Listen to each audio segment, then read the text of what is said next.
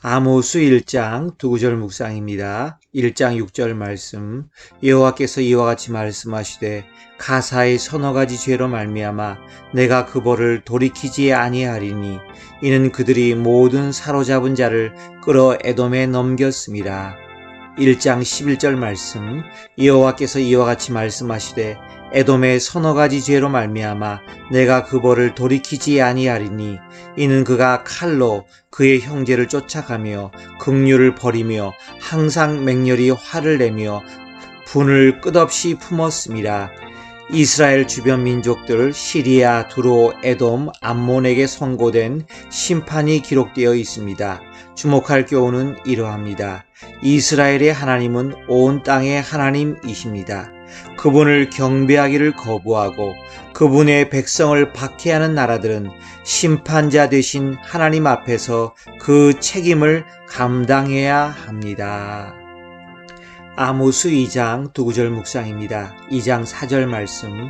여호와께서 이와 같이 말씀하시되 유다의 서너 가지 죄로 말미암아 내가 그 벌을 돌이키지 아니하리니 이는 그들이 여호와 율법을 멸시하며 그 율례를 지키지 아니하고 그의 조상들이 따라가던 거짓 것에 미혹되었습니다. 2장 6절 말씀.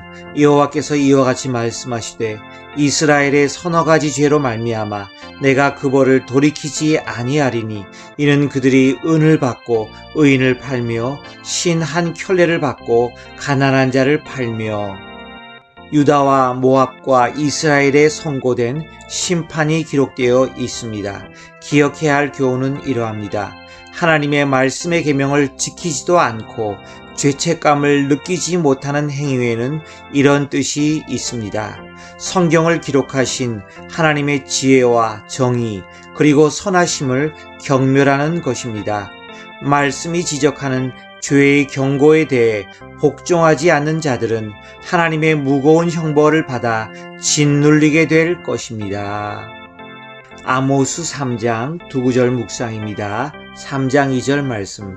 내가 땅의 모든 족속 가운데 너희만을 알았나니 그러므로 내가 너희 모든 죄악을 너희에게 보응하리라 하셨나니 3장 6절 말씀. 성읍에서 나팔이 울리는데 백성이 어찌 두려워하지 아니하겠으며 여호와의 행하심이 없는데 재앙이 어찌 성읍에 임하겠느냐. 여호와 하나님께서 이스라엘과 벌인 논쟁이 나옵니다. 주목할 교훈은 이러합니다. 심판은 하나님의 집에서 시작됩니다. 사람들이 입술의 고백을 통해 하나님께 더 가까이 갈수록 하나님께서 그들을 더 자상하게 돌보아 주실 것입니다.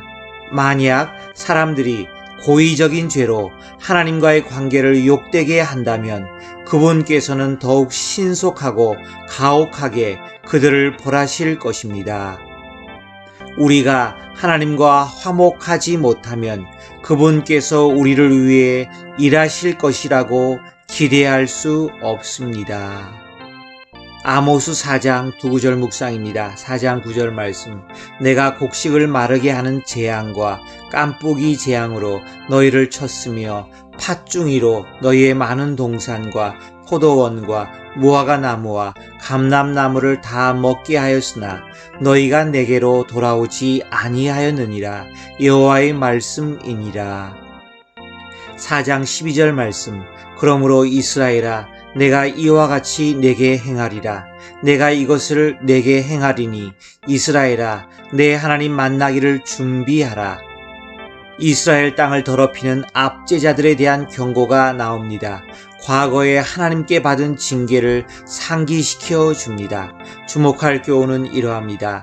사람들이 하나님께 돌이키도록 하기 위해 그분의 섭리 가운데 책망을 행하십니다. 하나님께서 더 큰 환난을 보내는 이유는 이전의 환난이 작아서 그 역할을 충분히 감당하지 못했다고 생각하시기 때문입니다.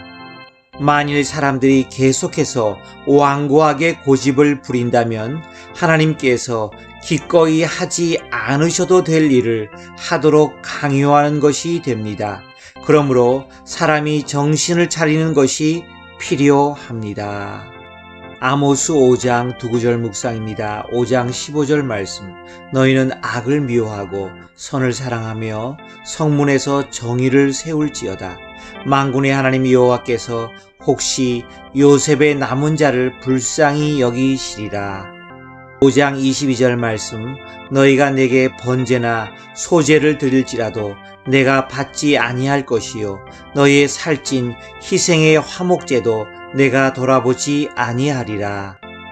이스라엘에 관한 하나님의 탄식과 포로 생활이 예언됩니다. 주님의 날에 관해 말씀하십니다. 기억할 교훈은 이러합니다.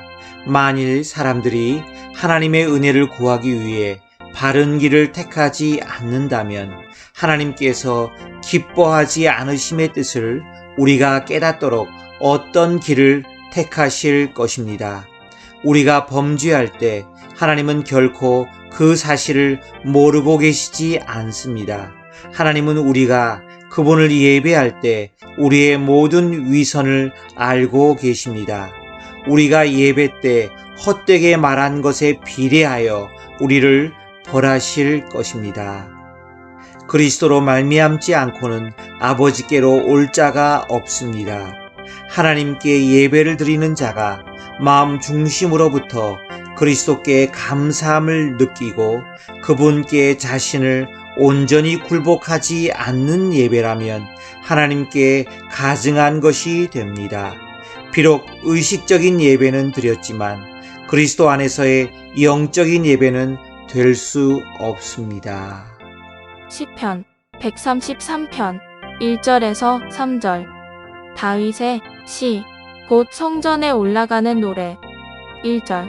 보라, 형제가 연합하여 동거함이 어찌 그리 선하고 아름다운고. 2절. 머리에 있는 보배로운 기름이 수염 곧 아론의 수염에 흘러서 그의 옷깃까지 내림 같고. 3절. 헐몬의 이슬이 시온의 산들에 내림 같도다.